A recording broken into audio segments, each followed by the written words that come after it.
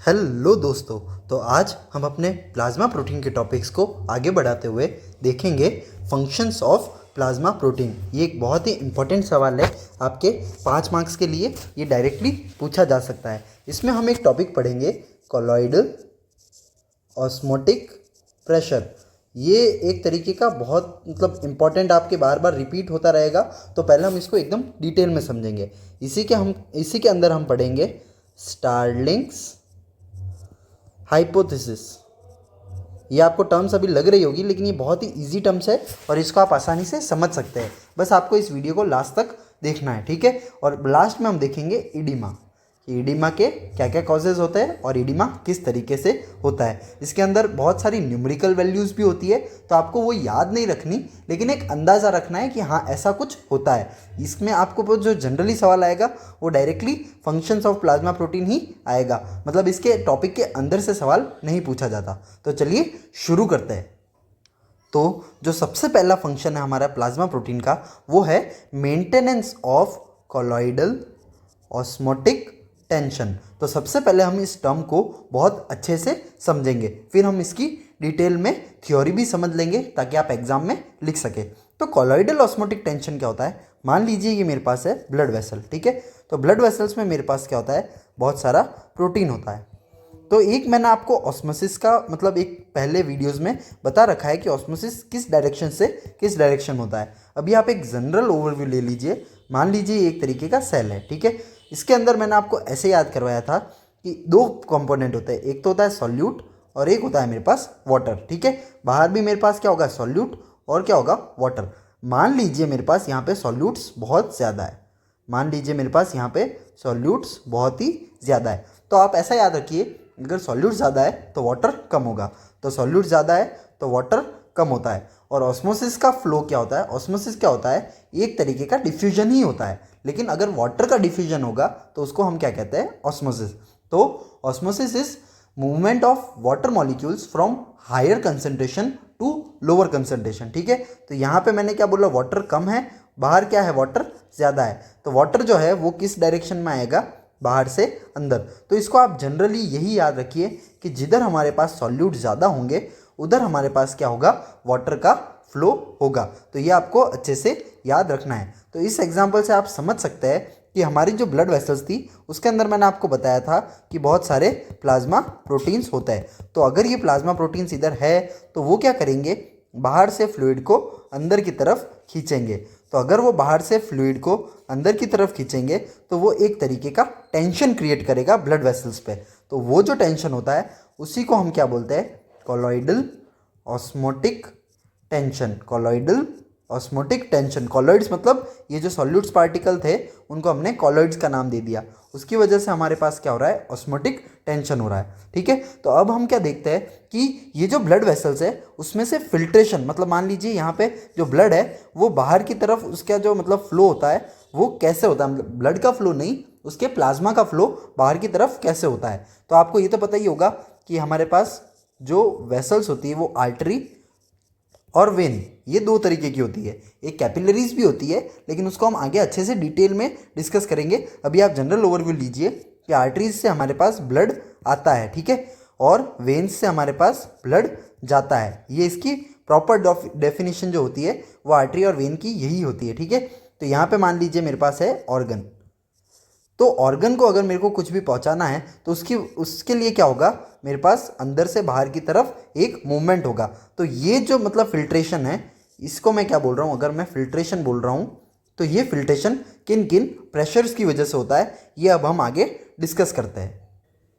तो यहाँ पे आप समझिए, ये हमारे पास जब ब्लड वेसल्स है उसमें हमारे पास दो चीज़ें हैं। एक तो है हमारे पास फ्लूइड जो कि एक तरीके का हो गया वाटर, और एक हमारे पास जो पर्पल कलर में है वो हो जाएंगे हमारे पास सॉल्यूट्स, ठीक है। ये मान लीजिए पर्पल कलर में मैं बना रहा हूँ सॉल्यूट्स, और इस कलर में मैंने क्या बनाया? वाटर, ठीक है।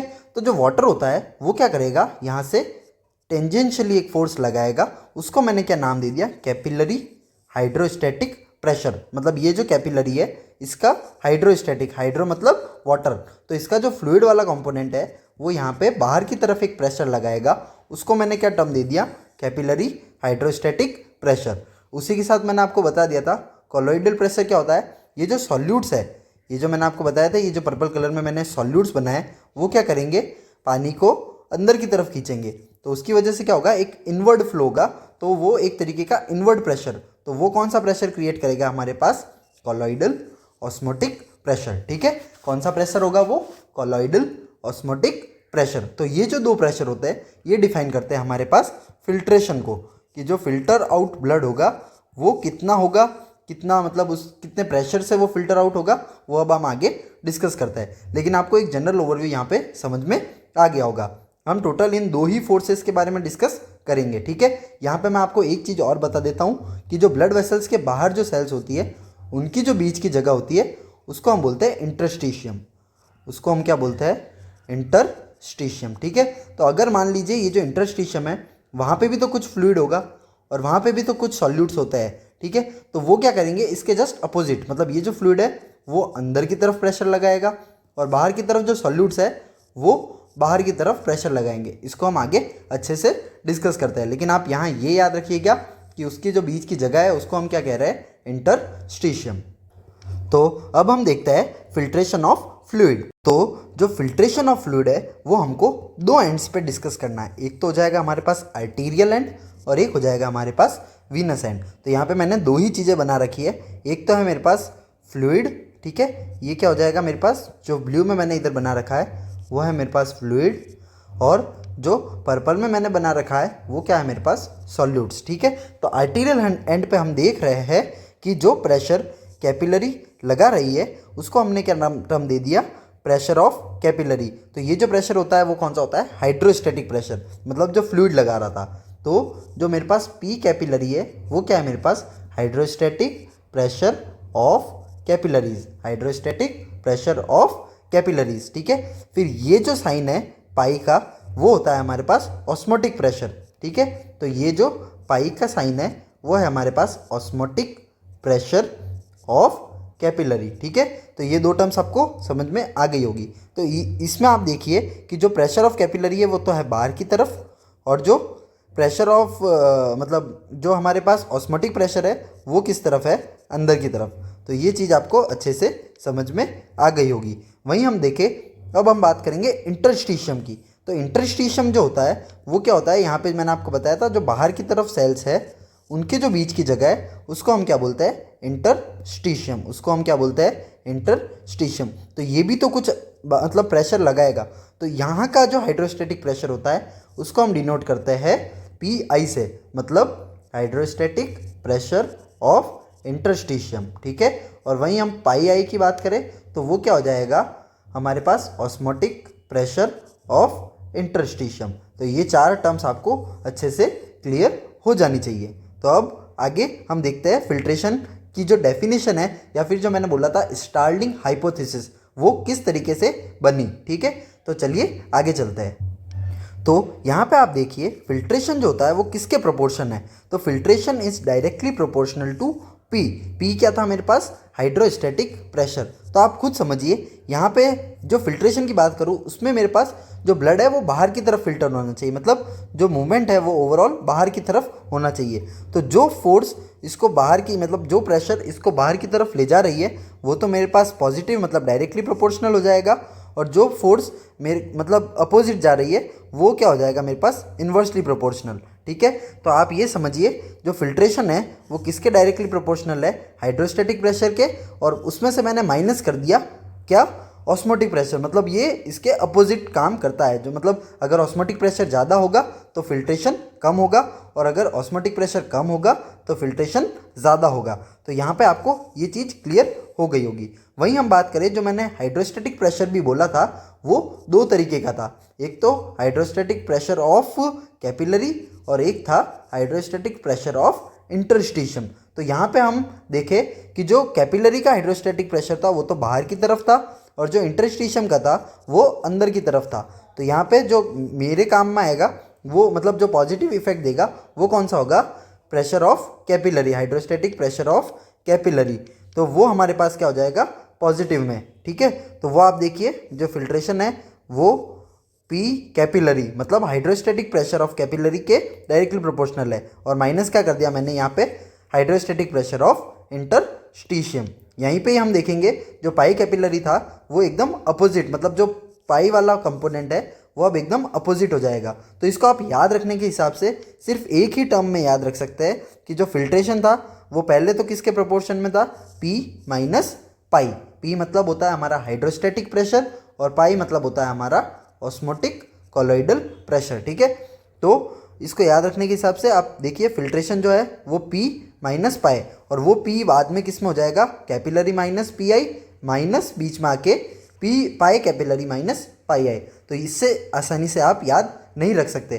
तो ये आपको अच्छे से क्लियर हो गया होगा। अब अगर यहाँ पे हम इस प्रोपोर्शन के साइन को हटाएंगे तो एक हमारे पास कांस्टेंट आ जाएगा जिसको हम बोलते हैं परमिएबिलिटी कांस्टेंट। तो फिल्ट्रेशन जो होता है उसकी एक फाइनल डेफिनेशन हमारे पास फाइनल इक्वेशन हमारे पास बन गई है, जो कि ये परमिएबिलिटी कांस्टेंट बीच बाद में pressure of hydrostatic pressure of capillary minus interstitial का हाइड्रोस्टैटिक प्रेशर, फिर उसको हम माइनस करेंगे osmotic pressure of capillary minus osmotic pressure of interstitium. यहाँ पे आप सब अच्छे से देख सकते हैं जो जो मैंने आपको डिटेल में बताया उनके बारे में लिखा हुआ है। तो F का हमारे पास था फिल्ट्रेशन, KP का मतलब था परमिएबिलिटी कोफिशिएंट, P कैपिलरी का मतलब था हाइड्रोस्टैटिक प्रेशर, PI का था hydrostatic pressure of interstitium, pi का था colloidal osmotic pressure of capillaries, और पाई आई का मतलब था colloidal osmotic pressure of interstitium. तो हमारे पास क्या फॉर्मूला बना, filtration is equals to permeability coefficient, फिर आप देखिए हमारे पास आ जाएगा pressure of capillary minus pressure of interstitium. ठीक है, इसको हम पूरा माइनस करेंगे, pi of capillary minus pi of interstitium. ये जनरली आपके सवाल नहीं आता, लेकिन आपको ये चीज़ याद होनी चाहिए। अब आगे हम इसकी वैल्यूज़ देखेंगे। तो यहाँ पे हमारे पास जनरल वैल्यूज़ है जो इनकी होती है। तो यहाँ पे मैं वापस फार्मूला लिख देता हूँ। जो हमारे पास फिल्ट्रेशन है वो क्या होगा, KP P capillary minus P interstitium overall minus pi capillary minus pi interstitium. तो अगर मैं बात करूँ आर्टीरियल एंड की, ठीक है, अभी मैं इस एंड की बात करूं तो यहाँ पे इस KP को जनरली हम कंसिडर नहीं करते, तो मैं इसको कंसिडर नहीं करूँगा। ठीक है, तो P कैपिलरी कितना होगा मेरे पास 35 माइनस P इंटरस्टिशियम कितना होगा 25, सॉरी P इंटरस्टिशियम होगा हमारे पास 0 माइनस पाई कैपिलरी कितना है मेरे पास 25 माइनस पाई इंटरस्टिशियम कितना हो जाएगा मेरे पास 3।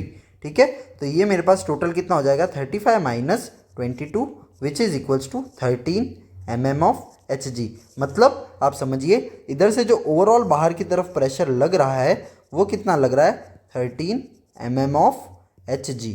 तो ये चीज़ आपको याद रखनी है। इसको याद रखने का एक सिंपल सा तरीका है जो कि मैंने मतलब वैल्यूज़ ही ऐसी चूज़ करी है 35, 25, 0 और 3, जिसको आप अच्छे से याद रख सकते हैं। और ये याद रखें तो ओवरऑल ये तो याद रख लीजिए कि जो बाहर की तरफ प्रेशर जा रहा है वो नियरली 13 mm Hg होता है। अब हम देखते हैं वीनस एंड की तरफ क्या होगा।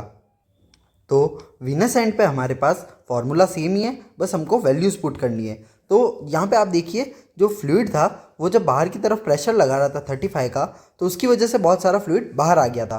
तो यहाँ पे उस फ्लूइड की वैल्यू कम हो जाती है। तो यहाँ पे जो हाइड्रोस्टैटिक प्रेशर है वो हमारे पास सिर्फ 12 रह जाता है। तो यहाँ पे हम देखेंगे 12 माइनस 0 माइनस जो प्रेशर ऑफ ऑस्मोटिक प्रेशर था कैपिलरी का वो तो सेम ही रहता है 25 माइनस 3। तो यहाँ पे हम देखेंगे 12 माइनस माइनस 22। तो यहाँ पे हमारे पास ओवरऑल वैल्यू आ जाएगी माइनस 10 mm ऑफ Hg। अब इस माइनस 10 से आप क्या समझे, इस माइनस 10 का ये मतलब है कि अब जो पानी है या फिर फ्लूइड है वो अंदर की तरफ आ रहा है। तो यहाँ पे हमने देखा था बाहर की तरफ गया था आर्टीरियल एंड पे 13 mm Hg, और यहाँ पे वीनस एंड पे क्या हो रहा है माइनस 10 mm Hg, मतलब वो अंदर की तरफ उसका प्रेशर है। तो यहाँ पे हमको सारी वैल्यूज़ अच्छे से क्लियर हो गई होगी। तो चलिए अब आगे चलते हैं। तो अभी तक आपको समझ में आ गया होगा कि जो फिल्ट्रेशन है उसमें एक बहुत ही इंपॉर्टेंट रोल होता है किसका, कॉलोइडल ऑस्मोटिक टेंशन का। और इस कॉलोइडल ऑस्मोटिक टेंशन को कौन मेंटेन करके रखता है, प्लाज्मा प्रोटीन्स। तो ये प्लाज्मा प्रोटीन का एक बहुत ही इंपॉर्टेंट फंक्शन है कि वो कॉलोइडल ऑस्मोटिक टेंशन को कंट्रोल या फिर मैनेज करके रखता है। ठीक है, तो जो मेन कंट्रीब्यूशन होता है वो किसका होता है? एल्ब्यूमिन का। ये मैंने आपको बताया था, एल्ब्यूमिन जो होता है वो 80% तक कंट्रीब्यूट करता है इस कॉलोइडल ऑस्मोटिक टेंशन में। क्यों? क्योंकि बहुत ज़्यादा मात्रा में हमारे पास एल्ब्यूमिन प्रोटीन जो है वो ब्लड में प्रेजेंट होता है। ठीक है, तो अब चलिए हम सारे जो मेन फंक्शंस थे उन पे डिस्कस करते हैं। तो दोस्तों, जो बचे हुए हमारे पास फंक्शंस है प्लाज्मा प्रोटीन के, वो सिमिलर ही होते हैं फंक्शंस ऑफ ब्लड से। तो हम उससे कोरिलेट करके यहाँ पे आराम से याद कर सकते हैं फंक्शंस ऑफ प्लाज्मा प्रोटीन। तो चलिए एक एक करके फटाफट हम इनको पढ़ लेते हैं। तो पहला है हमारे पास कोएगुलेशन ऑफ ब्लड। तो प्लेटलेट्स का काम था कोएगुलेशन का काम कराना, और वहीं भी हमारे प्लाज्मा प्रोटीन में हमारे पास फाइब्रिनोजन और प्रोथ्रोम्बिन का काम होता है कोएगुलेशन ऑफ ब्लड का। वहीं दूसरी चीज़ हम याद रखें, maintenance of acid base balance. फिर आता है हमारे पास transport of drug, hormones, metals and carbon dioxide. जिस तरीके से ब्लड ट्रांसपोर्टेशन का काम करा रहा था, उसी प्रकार प्लाज्मा प्रोटीन भी ट्रांसपोर्टेशन में हेल्प कराता है। ठीक है, फिर आता है हमारे पास इम्यूनिटी। इम्यूनिटी में आपको मैंने बताया था plasma protein globulin, gamma globulin क्या होता है? आईजी मतलब इम्यूनोग्लोबुलिन। तो इम्यूनोग्लोबुलिन क्या होता है? एक तरीके की एंटीबॉडी। तो एंटीबॉडी क्या करती है? हमारी बॉडी में कोई भी एंटीजन अगर बाहर से आता है तो उसको मारने का काम करती है। तो इस तरीके से वो क्या प्रोवाइड करा रही है? इम्यूनिटी। ठीक है, फिर वो क्या कराता है? Provides viscosity. मेनली कौन? फाइब्रिनोजन। ये आपके फिलअप्स में पूछ सकते हैं कि मेनली जो ब्लड की विस्कोसिटी है वो कौन सा प्लाज्मा प्रोटीन प्रोवाइड करता है?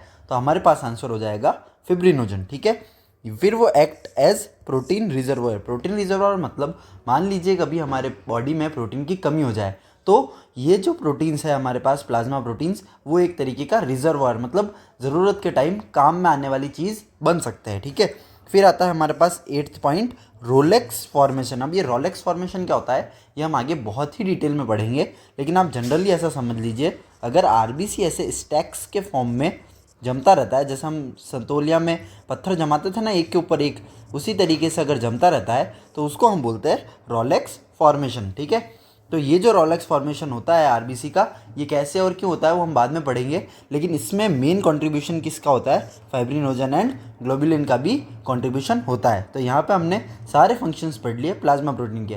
अब हम इस टॉपिक से एक रिलेटेड क्लिनिकल टॉपिक पढ़ेंगे जिसका नाम है इडीमा।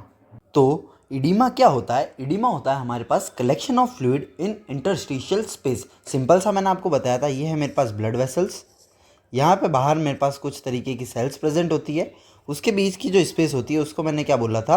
Interstitial space. तो अगर फ्लूइड यहाँ से निकलता हुआ, जब मैंने बताया था फिल्ट्रेशन, तो जो फिल्टर्ड फ्लूइड है वो ज़्यादा अमाउंट में हो जाए या फिर फिल्ट्रेशन ज़्यादा हो जाए, तो क्या होगा? मेरे पास फ्लूइड जो है वो इस इंटरस्टिशियल स्पेस में जमा हो जाएगा। उसकी वजह से क्या होगा? ये जो एरिया है वो स्वॉलन अप हो जाएगा। तो उसी चीज़ को हम क्या कहते हैं? इडीमा। ये टर्म आपने बहुत जनरली सुना होगा, आपने किसी भी इन्फेक्शन में देखा होगा कि कोई ऑर्गन स्वेल कर गया है, या फिर आपने बहुत सारी कंडीशन जैसे ख्वाशियोरकर हो गया, या फिर हमारे पास हो गया लिम्फेटिक फिलेरियसिस जिसमें हाथी पाँव आपने सुना होगा, तो उन सब में एक तरीके का मतलब ऑर्गन स्वॉलन अप हो जाता है, तो उसी को हम क्या कहते हैं? इडीमा। तो कौन कौन से मेन कॉजेज़ होते हैं इडीमा के, वो हम अच्छे से देखते हैं। तो जो डेफिनेशन हमने देखी थी फिल्ट्रेशन की, वो क्या थी हमारे पास? केपी यहाँ पे था हमारे पास P capillary minus P interstitium whole minus pi capillary minus pi interstitium. तो ये हमारे पास फिल्ट्रेशन का फॉर्मूला था। ठीक है, तो यहाँ पे अब हम देखेंगे कि ये जो फिल्ट्रेशन है ये अगर इंक्रीज़ हो जाएगा तो हमारे पास इडीमा होगा। तो ये किस किस तरीके से इंक्रीज़ हो सकता है? तो जो पहला कॉज है वो है प्लाज्मा प्रोटीन डिमिनिश। मतलब अगर प्लाज्मा में प्रोटीन का कंसंट्रेशन कम हो जाएगा, तो प्लाज्मा का प्रोटीन क्या कर रहा था हमारे पास? वो प्रोवाइड कर रहा था ऑस्मोटिक प्रेशर, जो प्रोवाइड कर रहा था वो हमारे पास प्लाज्मा प्रोटीन प्रोवाइड कर रहा था। अगर वो जो ऑस्मोटिक प्रेशर मतलब ये जो है, अगर इसकी वैल्यू हमारे पास डिक्रीज़ हो जाएगी तो ऑटोमेटिकली हमारे पास क्या होगा? फिल्ट्रेशन जो है वो बढ़ जाएगा। तो होगा क्या? सिंपल सी बात है, फिल्ट्रेशन बढ़ जाएगा तो हमारे पास इडीमा हो जाएगा। अब हम देखते हैं कि क्या रीज़न है इस प्लाज्मा प्रोटीन के डिमिनिश होने में। तो सिंपल सी बात है, अगर मैं कम खा रहा हूँ मतलब सीवियर माल न्यूट्रिशन, जो कि हम देखते हैं ख्वाशियोरकर में। ख्वाशियोरकर एक मतलब बच्चों की डिजीज़ होती है जिसमें उनकी प्रोटीन की कमी हो जाती है, उसकी वजह से हमको उसमें इडीमा देखने को मिलता है। ये सिमिलर टर्म होती है, सिमिलर कंडीशन होती है मैरेस्मस, उससे हम कंपेयर कर सकते हैं कि क्वाशियोरकर में तो प्रोटीन कम है इसलिए इडीमा हुआ है, और उसमें क्या होता है, इडीमा नहीं होता। ठीक है, फिर हम दूसरा देखते हैं लिवर डिजीजेज में। लिवर डिजीजेज में जो प्लाज्मा प्रोटीन होता है वो हमको पता है लिवर बनाता है, तो अगर लिवर डिजीज़ हो गई तो ढंग से प्रोटीन का प्रोडक्शन नहीं हो पाएगा, उसकी वजह से क्या हो जाएगा, हमारे पास प्लाज्मा प्रोटीन का लेवल कम हो जाएगा। ठीक है, तीसरा हमारे पास रीनल डिजीजेज जैसे कि नेफ्रोटिक सिंड्रोम। इस नेफ्रोटिक सिंड्रोम में क्या होता है, जो हमारे पास प्लाज्मा प्रोटीन है वो कंटिन्यूसली यूरिन के थ्रू बाहर निकलते रहता है। ठीक है, तो प्लाज्मा प्रोटीन अगर कंटिन्यूसली निकलते रहेंगे, प्लाज्मा प्रोटीन इन यूरिन मतलब यूरिन में वो कंटिन्यूसली निकलते रहते हैं, उसकी वजह से क्या होता है, हमारे पास ब्लड में उनका लेवल कम हो जाता है, जिसकी वजह से हमको इडिमा देखने को मिल सकता है।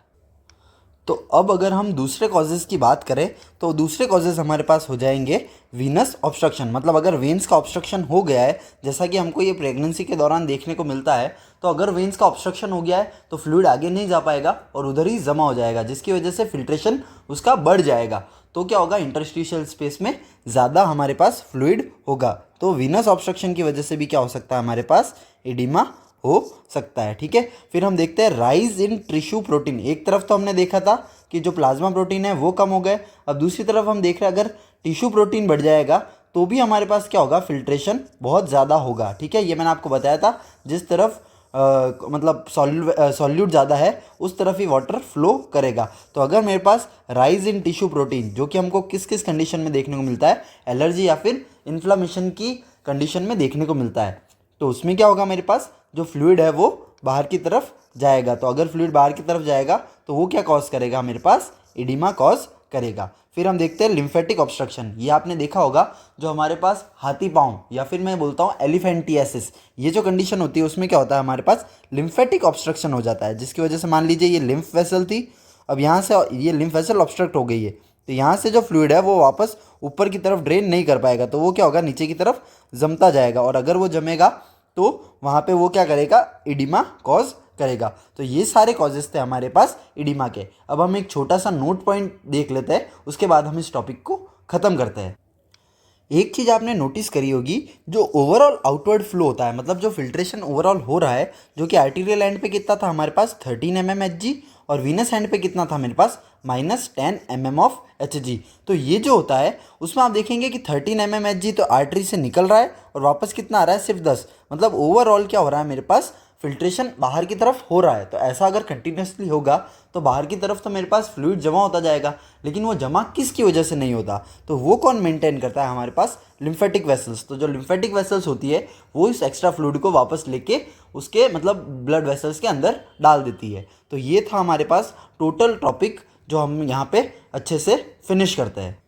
So thank you so much. ये थोड़ा सा मतलब समझने का टॉपिक था, तो आपको अगर इसकी वीडियो वापस देखनी पड़े तो ज़रूर देखिए, लेकिन इस टॉपिक को अच्छे से अपने दिमाग में बिठा लीजिए। ये है बहुत सिंपल लेकिन थोड़ा सा ट्रिकी है, तो इसमें आपको खाली फॉर्मूला याद रखना है और कॉजेज़ ऑफ इडिमा, ये आपको जनरली पूछा जा सकता है। ठीक है, अब अगले कॉन्सिक्वेंट लेक्चर में हम देखेंगे हमारे तीनों सेल्स के बारे में, मतलब एक पहले हम देखेंगे आरबीसी के बारे में अच्छे से डिस्कस करेंगे, आरबीसी में ही हम हीमोग्लोबिन के बारे में डिस्कस करेंगे, और इसमें ही हम एनीमिया के बारे में डिस्कस करेंगे। फिर हम देखेंगे डब्ल्यूबीसी, और फिर हम देखेंगे प्लेटलेट्स। जैसे ही हम ये सब चीज़ें देख लेंगे, हमारी जो हिमैट है वो अच्छी तरीके से कंप्लीट हो जाएगी। तो इसी के साथ मैं आपसे विदा लेता हूँ। Thank you so much.